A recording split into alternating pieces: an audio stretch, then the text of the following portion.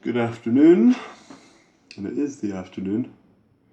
Got a couple of small things. I took a wee trip to Edinburgh yesterday for a party, and I was mainly recalling my visit to. It's actually a cash generator on near Haymarket, where I got loads and loads of Game Boy games for like £2 each. So I thought I'd go back and have a wee look at what there was. I got one game there, and I got one game at CX in Edinburgh, Will Street. Didn't go too out of my way in either case. And yeah, a couple of nice wee games, which definitely fit my the kind of niche I'm getting into in terms of kind of odd.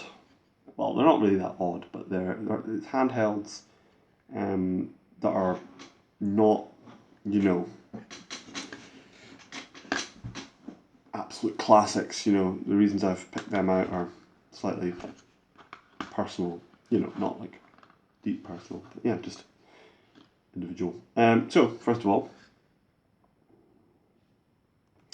Mickey Mouse Castle of Illusion for the Game Gear. Now, I already did a wee video on the Mega Drive version of this game, and let me grab that for a wee sec actually, because I say version, but they're really completely different games. So we have here Castle of Illusion starring Mickey Mouse, Sega Mega Drive, and here you have, Castle of Illusion starring Mickey Mouse, Game Gear. So yeah, I mean, in terms of the name, the design, and everything, yeah, it makes sense to talk about different versions of the same game. But I've not played this yet, and I haven't played this in its entirety, but based on my memory of this and having played a few levels of this, like 4 or 5 levels, they have almost nothing in common. And it was this game I was remembering when I bought this. This is the game that I played when I was younger on the Game Gear.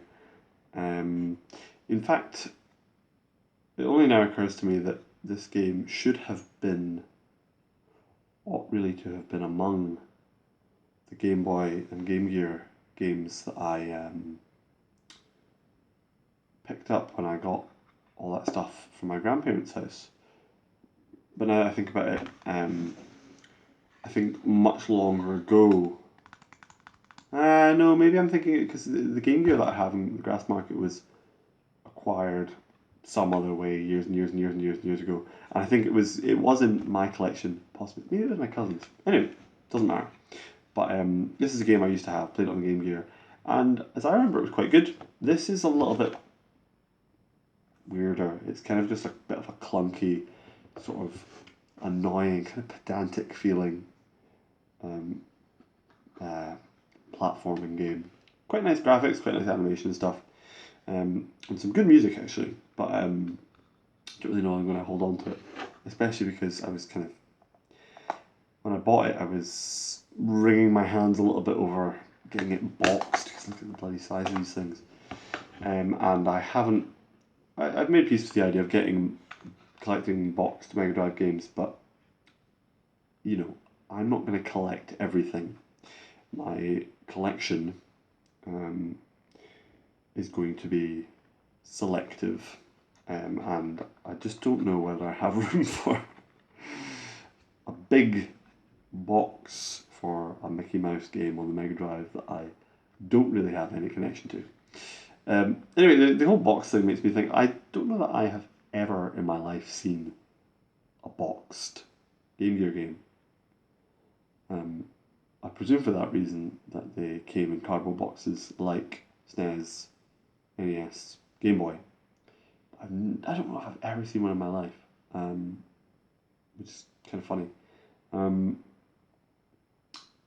You do even see around in CEX and places like that boxed Game Boy games. There's quite a few in at the moment actually. Dr. Mario, I think a Kirby pinball game. Nothing I'm really interested in, and it's not. With the exception perhaps of the Pokemon games, I'm not interested in having boxed Game Boy games.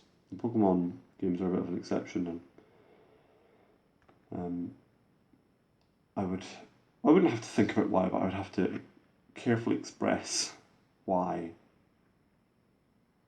Just a connection, I suppose, to having those games boxed to some extent. But something about the way they look, they're almost feel like objects in their own right. They're quite, we'll say iconic, because iconic sort of seems a little bit too, sort of, I don't know, a bit too grand, but also a little bit too almost generic. I don't know. Anyway, so Castle Illusion, Mickey Mouse, Game Gear. Good games I remember. Maybe if I ever do any gameplay videos, which I think I will at some point when I kind of am set up for streaming. I like the idea of comparing these two games, which, as I said, seem to have a pretty small amount in common. Second game. Now, when I saw this in CX, does that focus? It probably doesn't. Now I'm a bit colourblind. Well, I say I'm a bit colourblind. I'm colourblind, and red and green are two of the colours that are most affected by that. And the way that this is designed, this label, is pretty pretty dodgy for me.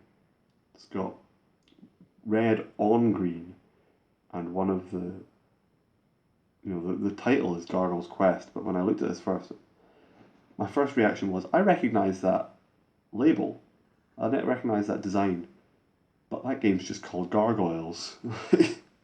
The quest is in really thin type, in red against green. I mean, I think even someone who's not colourblind is not going to have the easiest time reading that. It seems like a really poor design choice. Other stuff you can see there is what looks like a clansman attacking a gargoyle.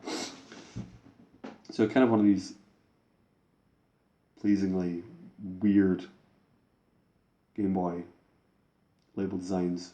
Good condition, which is cool. Nice grey cartridge. This to me is kind of peak, like, would only be released on the Game Boy games, and that's what I find so interesting about the Game Boy catalogue, is it was concurrent with, it stuck around the Game Boy. It was concurrent with obviously the Super Nintendo, and even the N64 and PlayStation and stuff, and but it was, it was kind of, was it 8-bit? I mean, I don't really know where bits come into it, but fairly limited hardware to deal with. So it seems like they had to. There's a lot of creativity designing games for the Game Boy, because they kind of had to. Well, I don't know. I can't substantiate it not having really the technical know-how, but there's a lot of weird games that wouldn't have maybe come out on the NES, and certainly wouldn't have been made for the other kind of home consoles that this was around at the same time, that were around at the same time as the Game Boy. But this is kind of part RPG, part platformer. It's kind of a spin-off of Ghosts and Goblins, where you play as the Gargoyle, or the Devil, I think, as they called it. At least that's AVGN talks about the Devil. Kind of a weird game. Fun. I played it at a friend's house ages and ages and ages and ages ago, and for years I didn't really know, when I was remembering having played this game, I couldn't remember what it was. I think I thought of it as a Dragon Quest spin-off, maybe. I'd probably remembered misremembered that you play as a dragon. I don't know, and I at least knew that there were Dragon Quest spin-offs, the Dragon Warrior games. Yeah, there's Dragon Quest, there's Dragon Warrior. Maybe that was just the European version, or maybe that was the Game Boy version. And there's obviously Dragon Warrior Monsters as well, kind of Pokemon-ish type thing. So I kind of misremembered what this game was, and then I found it online. I found it, I played it on an emulator, and it was quite fun, but playing stuff on an emulator is never the same, especially because I was playing it on my tablet, so crap kind of on-screen controls.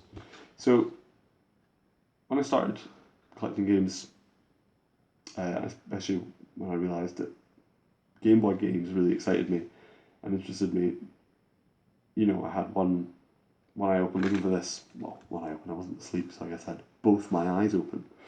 This was, I was keeping an eye out for this, and here it is, and I will play it. And